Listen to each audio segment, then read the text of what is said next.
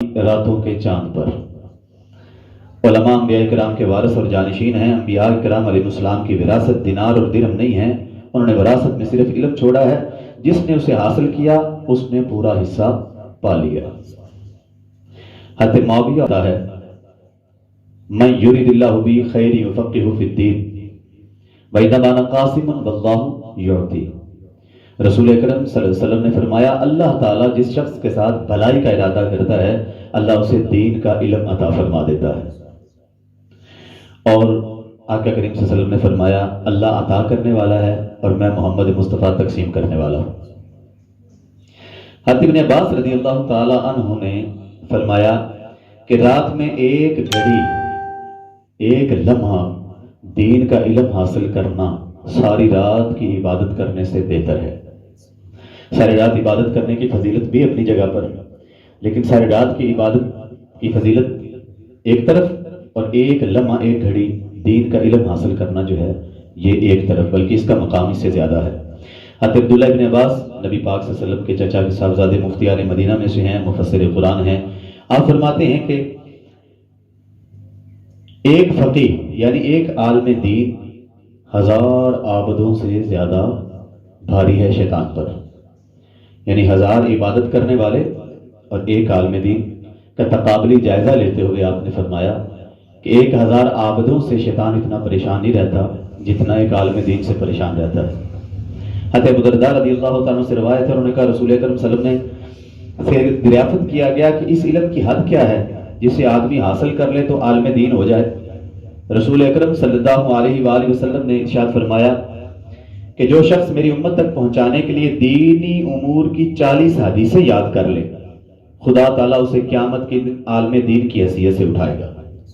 40 احادیث امت تک پہنچانے کے لیے اگر کوئی یاد کر لے، مشکات شریف کی حدیث ہے، حضرت ابو درداء اس کے راوی ہیں رضی اللہ تعالیٰ عنہ، کریم آقا علیہ السلام نے فرمایا 40 احادیث یاد کرنے کے بعد امت تک پہنچانے کے لیے تو قیامت کے دن اللہ تعالیٰ اسے عالم دین کی حیثیت سے اٹھائے گا، اور قیامت کے دن آقا نے فرمایا میں اس کی شفاعت کروں گا اور اس کے حق میں گواہ رہوں گا۔ رسول اکرم صلی اللہ علیہ وسلم اس کے حق میں گواہی دیں گے اور آقا کریم صلی اللہ علیہ وسلم اس کی شفاعت فرمائیں گے۔ حضرت ابو ہریرہ رضی اللہ تعالیٰ عنہ سے روایت ہے کہ رسول اکرم صلی اللہ علیہ وسلم سے جو باتیں ابو ہریرہ فرماتے ہیں میں نے معلوم کی ہیں، ان میں سے ایک یہ ہے کہ ہر 100 سال کے خاتمے پر اس امت کے لیے اللہ تعالیٰ ایک ایسے شخص کو بھیجے گا جو اس کے لیے اس کے دین کو نکھارتا رہے گا۔ مجدد 100 سال کے بعد آتا ہے تو بالاتفاق علماء عرب و عجم 14ویں صدی کے مجدد اعلیٰ حضرت احمد رضا خان فاضل بریلوی رضی اللہ تعالیٰ عنہ ہے۔ حضرت ابو ہریرہ رضی اللہ تعالیٰ عنہ سے روایت ہے رسول اکرم صلی اللہ علیہ وسلم نے فرمایا جس نے ایسے علم کو سیکھا جس کے ذریعے خدا تعالیٰ کی خوشنودی طلب کی جاتی ہے مگر اس نے صرف اس لیے سیکھا کہ اس علم سے متاع دنیا حاصل کرے تو قیامت کے دن اس کو جنت کی خوشبو تک میسر نہ ہوگی۔ دنیا کے فائدے کے لیے صرف علم پڑھا اور دنیا کے فائدے کے لیے علم دین حاصل کیا تو جنت کی خوشبو بھی سونگھ نہیں پائے گا۔ حضرت عمر بن خطاب رضی اللہ تعالیٰ عنہ سے روایت ہے کہ نبی پاک صلی اللہ علیہ وسلم نے حضرت کعب رضی اللہ تعالیٰ عنہ سے دریافت فرمایا کہ اہل علم کون لوگ ہیں؟ انہوں نے جواب دیا جو اپنے علم کے موافق عمل کریں۔ آپ نے پوچھا عالموں کے دلوں سے کون سی چیز علم کے انوار و برکات کو نکال لیتی ہے؟ انہوں نے جواب دیا علماء کے دلوں سے انوار اور برکات جو چیز نکالتی ہے اس کو لالچ کہا جاتا ہے۔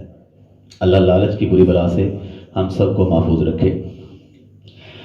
حضرت احوص بن حکیم اپنے باپ سے روایت کرتے ہیں، انہوں نے کہا رسول اکرم صلی اللہ علیہ وسلم نے فرمایا آگاہ ہو جاؤ کہ بروں میں سب سے بدترین علماء سو ہیں، برے علماء، اور اچھوں میں سب سے بہتر علماء حق ہیں۔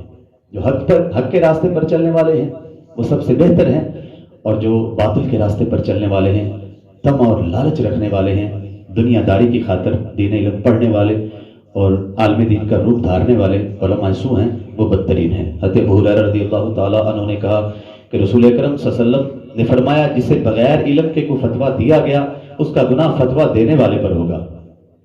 آپ سے کوئی مسئلہ پوچھنے آتا ہے آپ کے علم میں نہیں ہے اور آپ اس کے اوپر رائے زنی کرتے ہیں، فتویٰ دیتے ہیں تو اس کا گناہ آپ پر ہوگا۔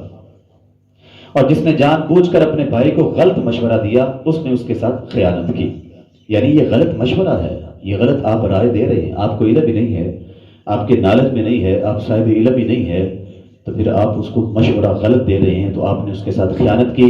اور خائن جنت میں داخل نہیں ہو سکتا۔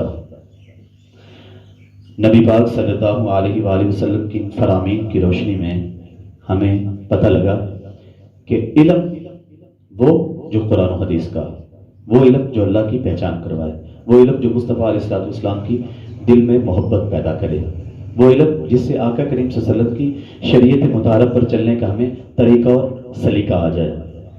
اللہ کا علم ہمارے علم کے مقابلے میں، ہمارا علم اللہ کے علم کے مقابلے میں صفر ہے۔ ہم نے جو دنیاوی علم حاصل کیے ہیں وہ وہاں پر صفر ہو جاتے ہیں۔ ابراہیم علیہ السلام کو آگ میں ڈالا گیا، آگ کا کام ہے جلا دینا، لیکن اللہ رب العزت نے وہاں پر آگ کو فرمایا یا نار کونی بردا وسلام علی ابراہیم۔ ہمارا علم کہتا ہے آگ جلا دیتی ہے، لیکن اللہ رب العزت نے اس آگ کو ابراہیم پر ٹھنڈا فرما دیا۔ اب ہمارا علم زیرو ہو گیا، سمجھ ہی نہیں آ رہی آگ جلانے والی چیز ہے، یہاں ابراہیم علیہ السلام 40 دن تک اس آگ میں سکون سے آرام فرما رہے ہیں۔ آکسیجن کے بغیر انسان زندہ نہیں رہ سکتا، ہمارا علم کہتا ہے اللہ نے یونس علیہ السلام کو 40 دن مچھلی کے پیٹ میں رکھا، 40 دن تک پیٹ کے اندر رہے، آکسیجن کے بغیر انسان زندہ نہیں رہ سکتا، لیکن ہمارا علم یہاں پر صفر ہو گیا۔ جب مصطفیٰ کریم علیہ السلام معراج کی رات آسمان پر تشریف لے کر گئے، کوئی آکسیجن کا سلنڈر ساتھ نہیں لے کر گئے، سرکار گئے بھی واپس بھی تشریف لے کر آئے۔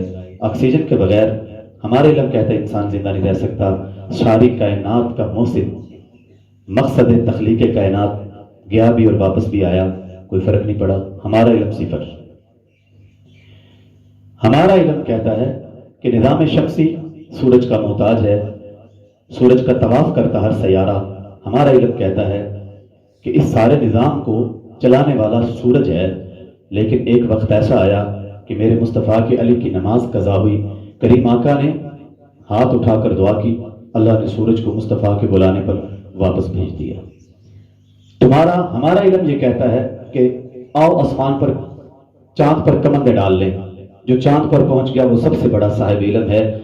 آج چاند پر کمند ڈالنے والے کو صاحب علم کہا جاتا ہے۔ میرے کریم آقا نے 1400 سال پہلے اس چاند کو انگلی کا اشارہ کر کے اپنے قدموں پر بلا کر ہمیں بتا دیا کہ تم علم حاصل کرنے کے بعد چاند تک پہنچ سکتے ہو۔ اللہ نے جو مجھے علم عطا فرمایا ہے، میں چاند کو اپنے قدموں پر بلا سکتا ہوں۔